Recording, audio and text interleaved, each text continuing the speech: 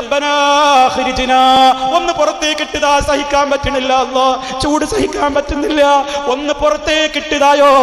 എന്തിനാ? നഅമൽ സാലിഹാ, സൽക്കർമ്മങ്ങൾ ചെയ്തിട്ട് ഞങ്ങൾ തിരിച്ചു വരാ. ഞങ്ങൾ ഇനി ഒന്നിനെയും പരിഹസിക്കൂല, ആരെയും ആക്ഷേപിക്കൂല, പ്രമാണത്തിലുള്ളത് ഞങ്ങൾ തള്ളൂല, പ്രമാണമനുസരിച്ച് ഞങ്ങൾ ജീവിച്ചോള റബ്ബേ, ഒന്ന് മടക്കി തരാമോ എന്ന് ആവശ്യപ്പെടുമ്പോ അല്ലാഹുവിന്റെ മറുപടി അലം നുഅമ്മിറുക്കും മാ യതദക്കറു ഫീഹി മൻ തദക്കറ വജാഅകുമുൻ നദീർ. നിങ്ങൾക്ക് ഞാൻ ആയുസ് തന്നിരുന്നില്ലയോ? അല്ലാഹുവിന്റെ ചോദ്യം.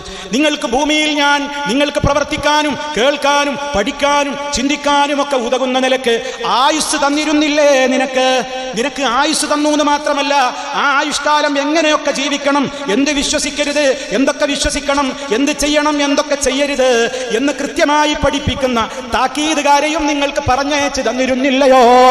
എന്നിട്ട് ഇപ്പോൾ കിടന്ന് മോങ്ങുകയാണോ? ഇപ്പോൾ കിടന്ന് വിലപിക്കുകയാണോ? ഇല്ലടോ, ഇല്ല. ഇനി നിനക്കൊരു രക്ഷയുമില്ല.